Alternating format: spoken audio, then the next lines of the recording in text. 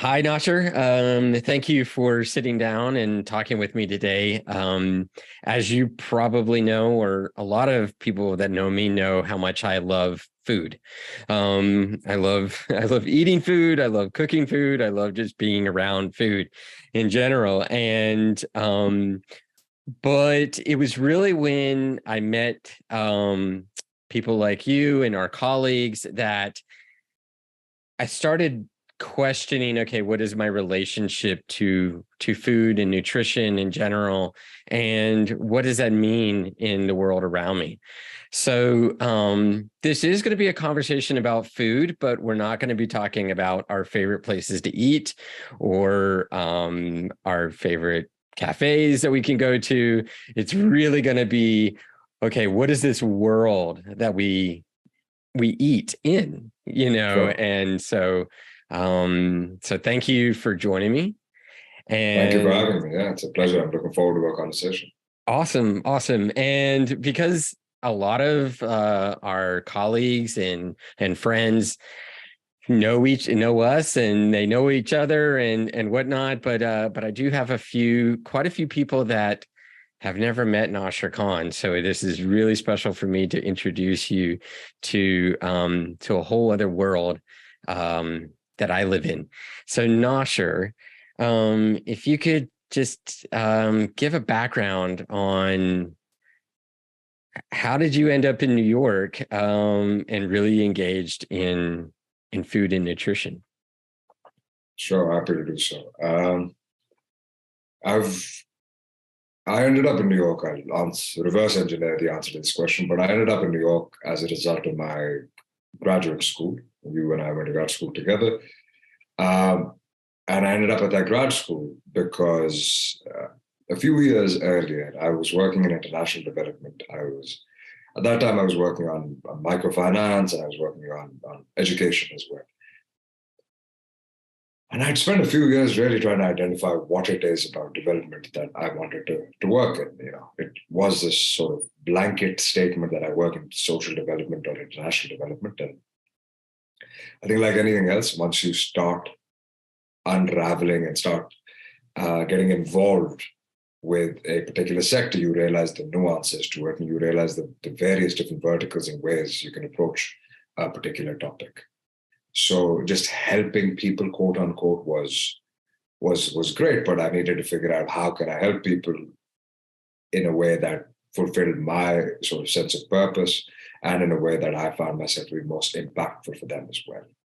And after a few years of thinking about it and reflecting, I came to realize that for me, what made sense was adopting the simplest approach. And hunger was this sort of ubiquitous concept that everyone I know, and including myself, had interacted with in one capacity or another.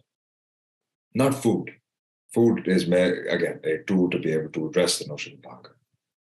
And I found hunger to sit at this interesting confluence of agriculture, of enterprise, of commerce, of social equity, of development, of education. I thought it was a tool that can be leveraged essentially to be able to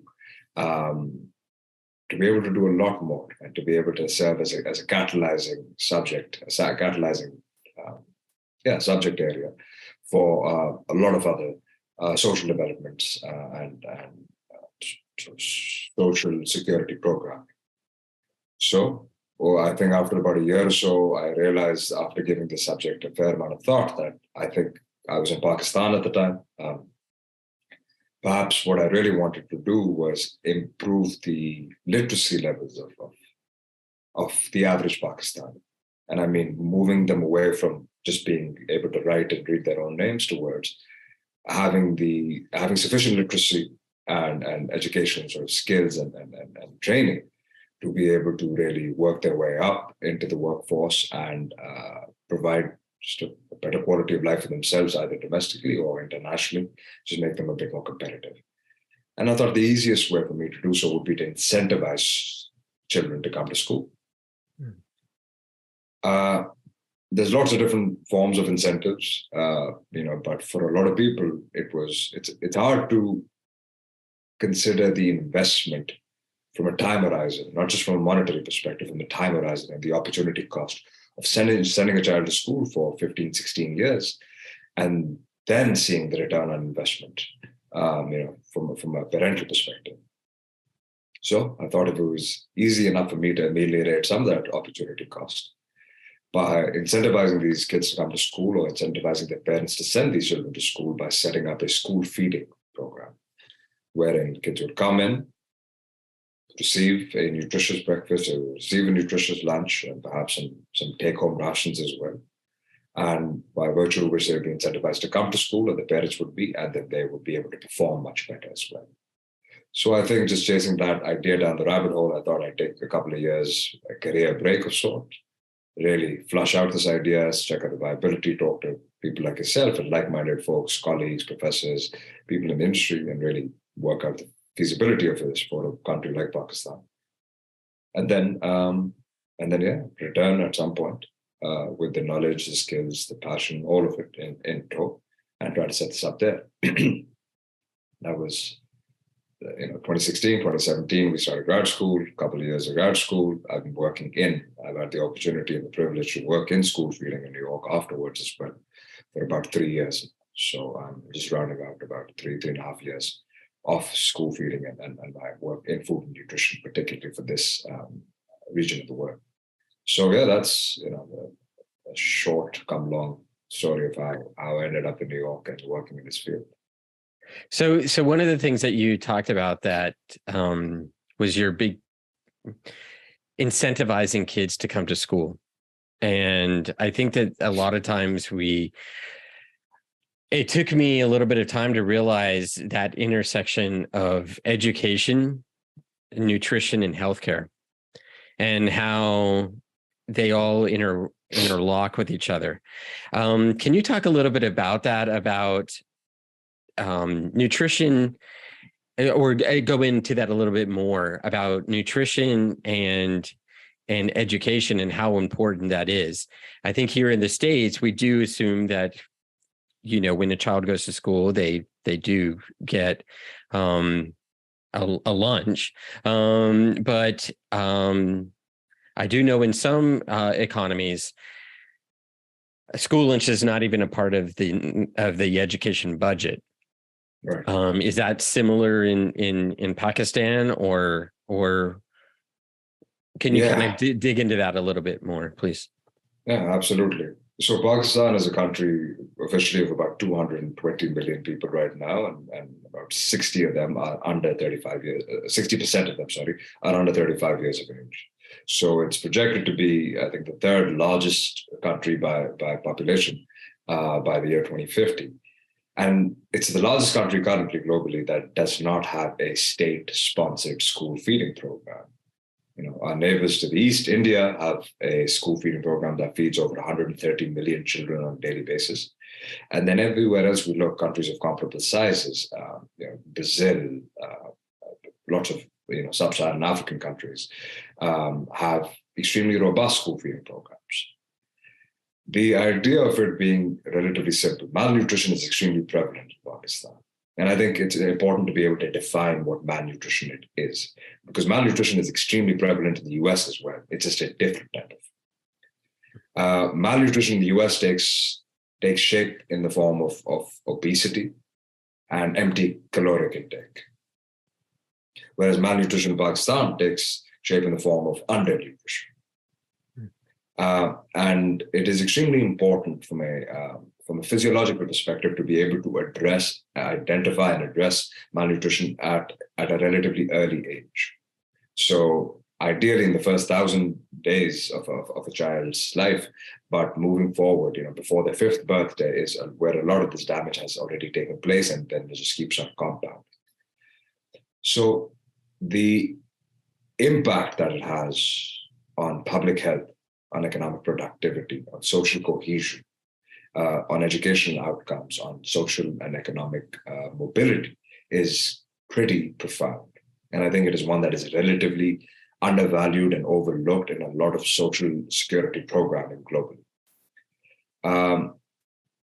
And that, I think, is an intersectionality that needs to be really understood, because by being able to identify and address micronutrient and macronutrient deficiency and basic caloric intake at an early enough age for a lot of these children, you are able to really compound the impact of the effect of their education, of their, of their general health.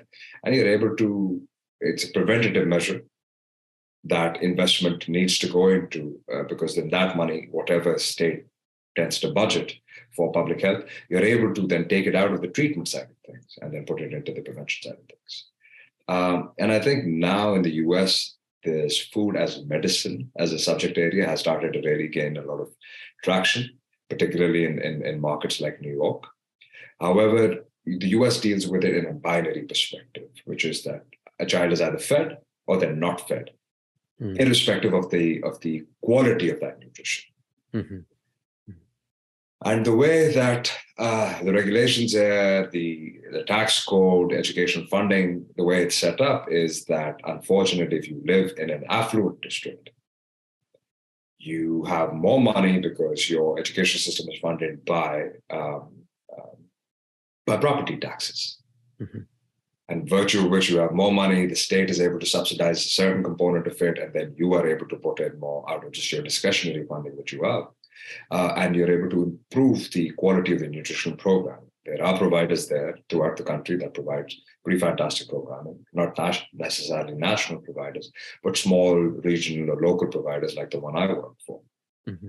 However, a majority of large public districts in big urban metropolises like New York, like Detroit, like Austin, like San Diego, LA, Atlanta, these are huge districts, relatively underfunded districts, and school nutrition and feeding is not a priority for them on the spectrum side of things. Sure, the binary is met, the child is being provided lunch, but I was just at a school last week, that was part of this large educational complex that had 7 other schools in it, in that entire complex, and about 5,000 to 7,000 children on any given day. And they were telling me that their average student engagement rate, which is how many children are actually participating in the lunch program, was about 14%. Wow. Right? Yeah, 14%. So that's literally just about one in every 10 kids who is taking the meal. The rest of the kids just choose to go hungry. Why? Do you know why that is? Yes, because this was for high school kids. High school kids have a fair amount of autonomy and agency in their mm-hmm. decision making, and the lunch just was not appealing to them. They're able to curtail their hunger, and the fact that you're serving them a lot of processed commodities, a lot of processed mm-hmm. foods. Sure, it's interesting for a minute or two, but after a while, in the longevity of their entire high school experience, it is the menu they consider repetitive. It's not nourishing. It is merely mm-hmm. something that fits that binary purpose, which is either you're fed or you're not fed, irrespective of the quality of nutrition that you're receiving. So in order to supplement the school, sorry to interject, but in order to supplement, the school had set up a little store where they were selling ramen noodles and Skittles and all types of sort of junk food, mm-hmm. because they didn't have the infrastructure, the capacity to be able to provide hot meals for them, but they also did not want their children to go hungry. Now, it was easy to vilify and castigate these administrators, saying, why are you not giving them better food? But mm-hmm. they are not food service professionals. They're educators and they're administrators, and their responsibility is first and foremost is education. So they were doing all that they could, and that's how this conversation with myself started, and how are they able to improve this experience for these children. But this is a reality that is pervasive throughout a lot of the US, and unfortunately, it is one that Black and brown children suffer from significantly more. It's much more adverse in communities, low-income communities, communities of color, communities where the housing ownership rate is low, as a result of which the property taxes are low, as a result of which schools are underfunded, and child nutrition programs are also underfunded. So that I kind of want to move into that area of the underserved, if you will, communities, and I'll throw a term out there, and because it's a term I heard when we were in a class together, and I had not heard that term, and now the more I hear it, it becomes kind of a lightning rod for different political spectrums, and that is food deserts. Um, is that a good term? Is that a fair term? Is that just a little context, a food desert could be a geographical area that doesn't have access to quality food, nutritional food, fruits and vegetables and whatnot. But whenever I've said that term, sometimes people get upset at that term. Can you talk a little bit about what that means and what in relation to food equity? And I guess to add this on, I'll let you jump with it. Does it have to be that way? I guess. Generally done, nothing has to be any which particular way. If you think things are just subject of random artificial selection or just byproducts of design policies, that is really not true. Things are designed in a particular way. Yes, there is a fair amount of, the term food desert is under the microscope a lot. I am not one for a particular nomenclature. However, I think the majority of the critique that I've seen around the term food desert is the fact that deserts are robust ecosystems, and they're providing for the dwellers of the desert. Whereas this is not the reality that we are talking about. Okay. We're talking about a reality in the South Bronx or in East Harlem or in Brownsville, Brooklyn, where there are significantly more fast food restaurants than there are grocery stores. Okay. When there are more emergency food systems, then meaning that there are more food banks and food bank distributions than they are nonprofit or affordable cooperative sort of grocery businesses. There are other terms that I think are a bit more reflective of the reality of how this situation has been created. Terms like food apartheid, terms like food swamps, which I think is much more, again, like I said, reflective, because those fast food restaurants have not popped up there out of the blue. They have been incentivized to show up there. Those grocery stores that are not there have also not been left out by a lack of intention. It is very intentional that those grocery stores are not there. A lot of it is a subject of public policy, of investment, incentivization, and from a capital perspective on what these big grocers think is their return on investment. So, areas like the South Bronx, which was one of the poorest sort of geographic districts in the entire country, virtue and correlated to that was the lack of grocery stores. Similarly with East New York. And there are a few different factors that the term food equity or food security has to meet in order to ensure that a particular neighborhood, a particular district is food secure and food equitable. Matters of food access. Is there food that a person can literally walk into, purchase, and walk out? Max food availability, again, very similar, but just slightly different, which is that, okay, if there is a physical infrastructure that exists there, now is that physical infrastructure populated with the right types of fresh produce and fruits and vegetables? Food affordability. Now, the food is there, the building is there, can I go in and actually buy it?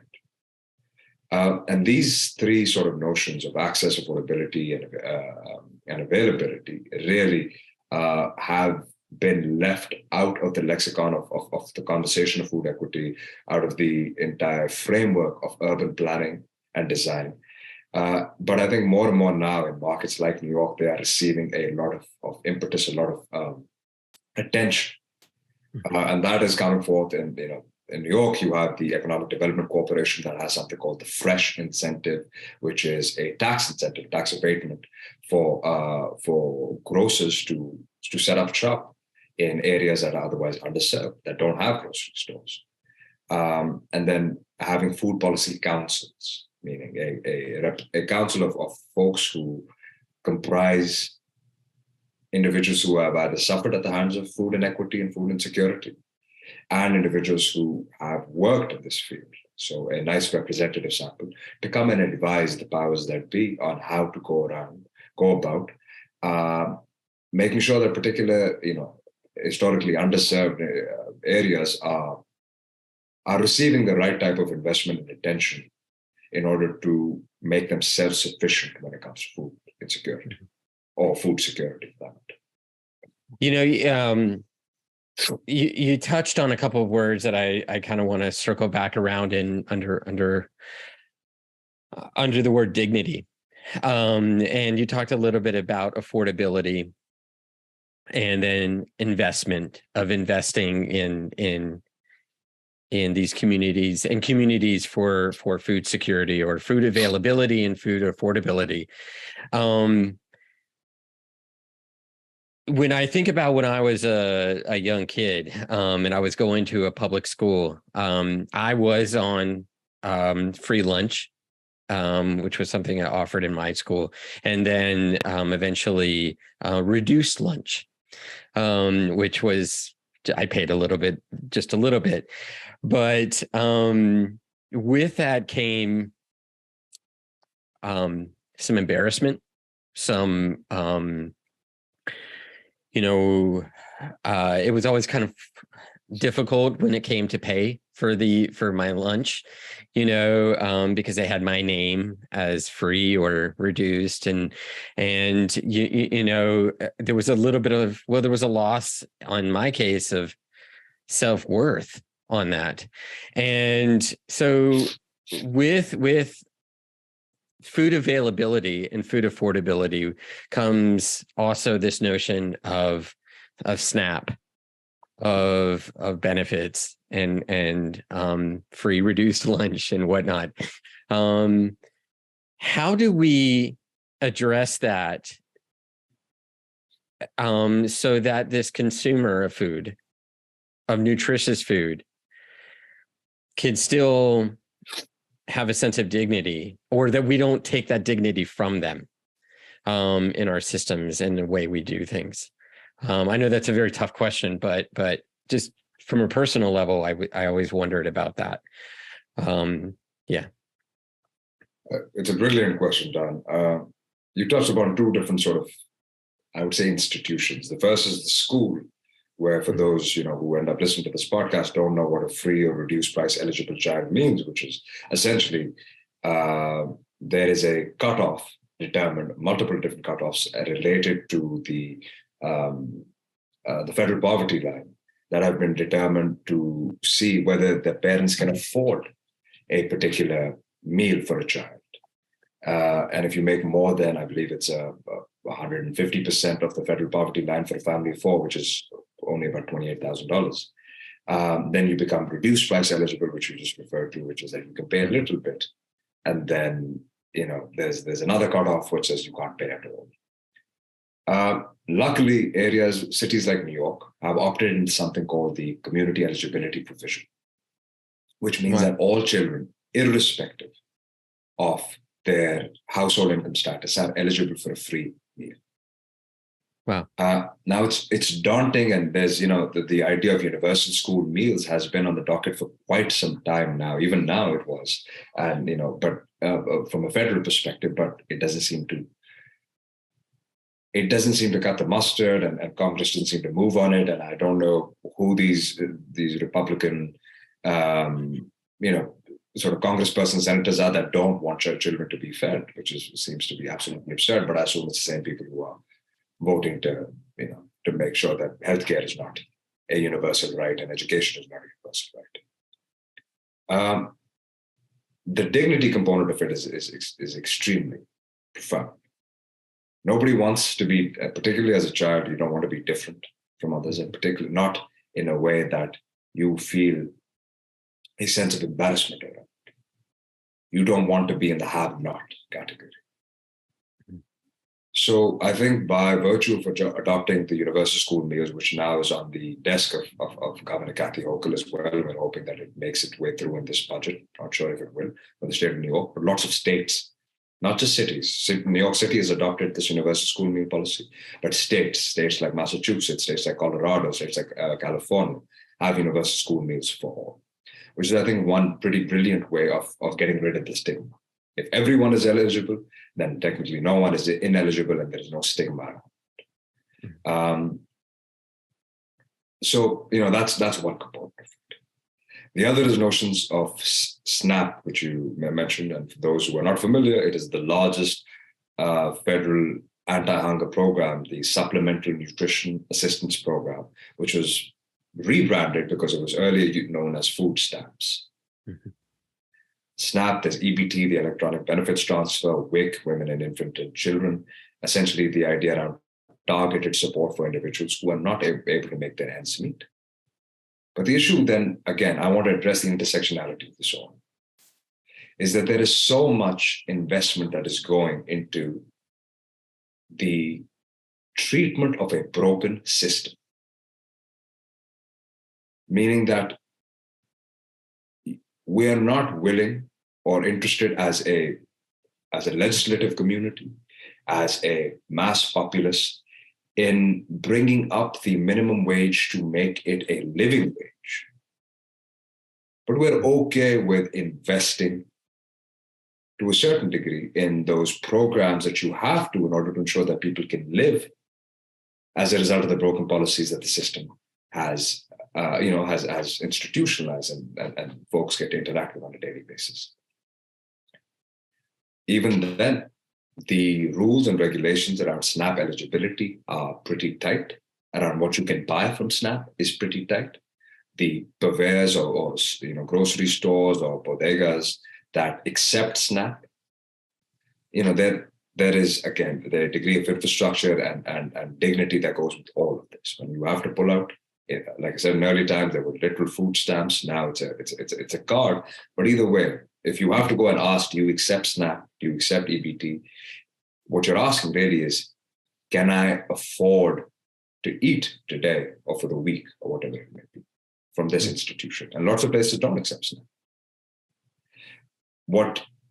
In order to bring the humanity back into this entire experience, again, we need to approach it from a systemic perspective. Stop investing so much so in the emergency food infrastructure that we hail, right? When things like the pandemic happen, you have these mutual aid groups set up. The food banks throughout the country are working double, triple, quadruple time, and start investing in the preventive infrastructure, which is making sure that there is a living wage provided to all, making sure that there is decentralized systems of food access and food sales, whether those are food hubs or nonprofit grocery stores, making sure that it is affordable, that it is not only just these large multinational or national conglomerates that get the benefit off of the price fluctuation and volatility in our basic commodities. Eggs are $6 a dozen, right?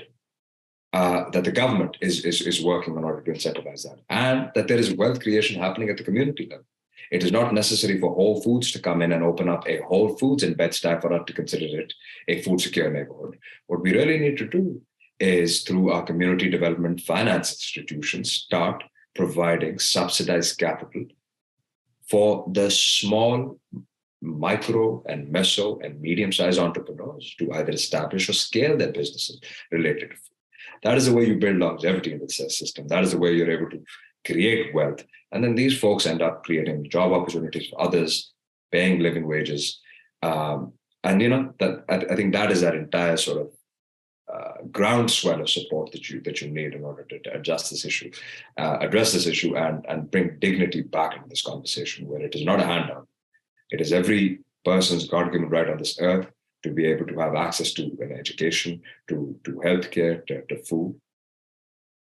And I think once we institutionalize it and frame it in the system of the haves and the have-nots, and the haves have set up these social security programming for the have-nots to be able to just survive. We're not talking about thrive. SNAP does not give you much money, somewhere between 100 to 350 bucks a month, which in our current sort of economic climate is has even reduced and diminished purchasing power. But only then, once we're able to set people up on their own feet, build up for their own community, and all the state does is support, make sure that there is enough legislation and access to capital and resources and training that the folks are able to pull themselves and up and support themselves and their community around them. Only I think that is the real way you're able to ensure that each and every person in this entire system has a dignified access and dignified path to out of poverty, out of injustice, out of inequity, out of insecurity, whether it be food or health or education or whatever. So I've got just like a couple minutes, and as we're talking about this, sometimes it's easy to forget that we're not talking about a remote part of the world, right? We're talking about our backyard. We're talking about our neighbors. We're talking about our family members. And I think that there's this common notion sometimes, and I think a lot of times with the news and whatnot, and obviously there's a lot of things going on in the world right now. But to remember that some things are not just thousands of miles away, and I guess that's my question in all of this is for somebody that, how do we ensure that we acknowledge that this is our problem, right? This is not a distant problem. This is our problem. And I think that I think COVID did help that a little bit in certain communities where it became this,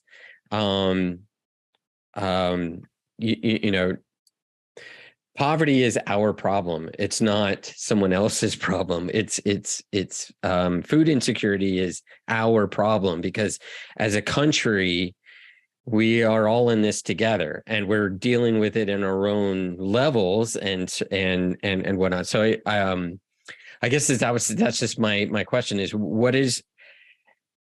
how do you address the indifference, if you will, of this is, because I think that's how investment happens. I think that's how policy changes, is by bringing it back to less of them versus us, or this is their problem versus, well, my problems. Does that make sense? Just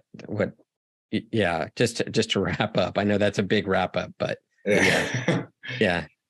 No, it's a fair question. It does make sense. I don't know if I have the answer of what it means to build sort of societal empathy and societal, not compassion. Compassion or sympathy has that connotation that I feel for you. However, I'm not really interested in doing much for you. Mm-hmm. Perhaps it is a product of our economic system that creates silos, that creates classes, that creates a certain dehumanization that allows us to not feel the pain of our neighbors. And when I say neighbors, I don't mean the metaphorical neighbors, I mean the actual literal neighbors that we have. Mm-hmm. And in a country like the US as well, where there are, umpteen divisions that you can cite in feeling removed from your neighbor, whether it is racial, whether it is economic, whether it is cultural, whether it is geographic, educational. The idea is more complex than perhaps anywhere else where there is a certain homogeneity in culture and experience. However, in certain ways, perhaps if it is able to take shape or form here, it becomes easier for the rest of the world to be able to also understand it and adopt it in one fell swoop.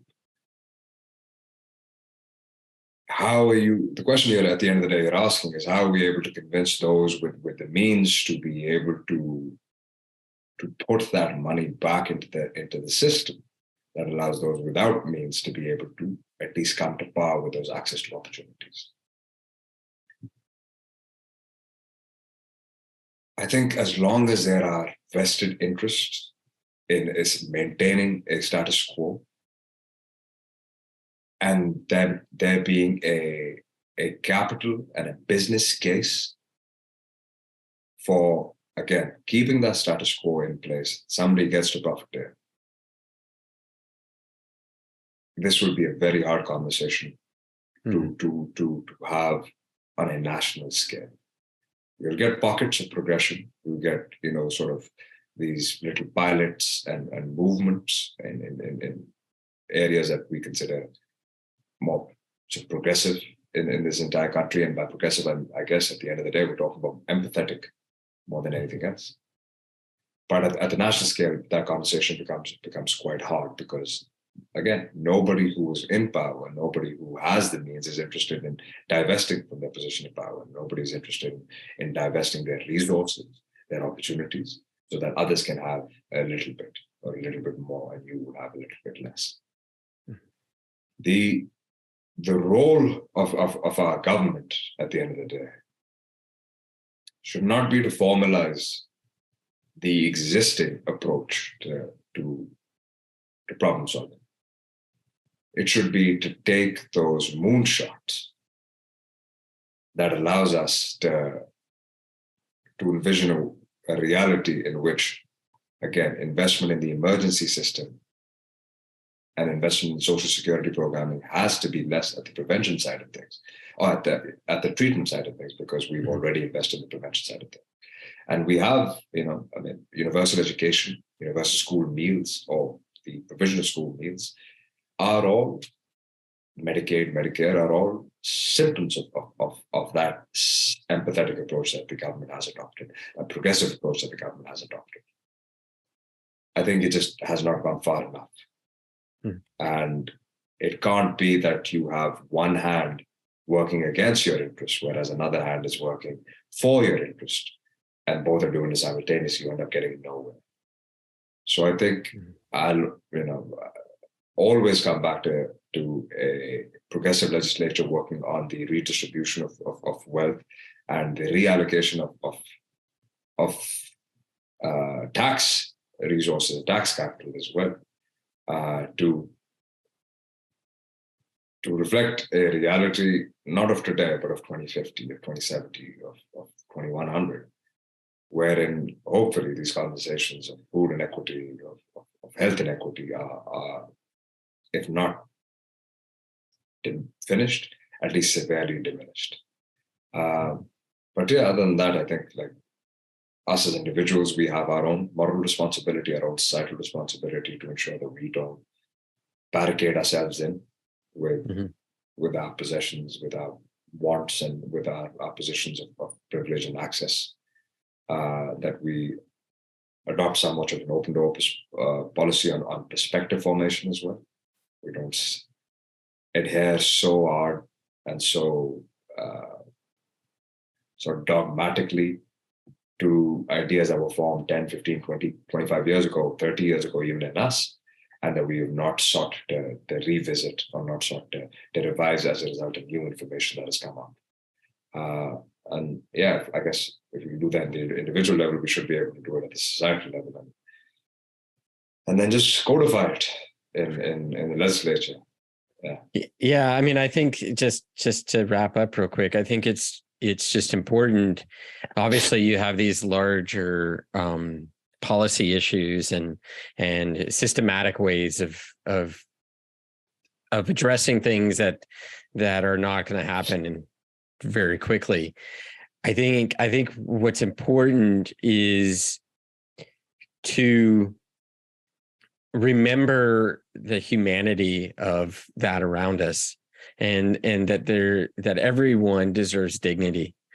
And instead of, before we pass judgment or prescriptive measures like preventative and not preventative emergency measures, Right. is because that then also becomes a way of absolving maybe the way we feel guilty about something.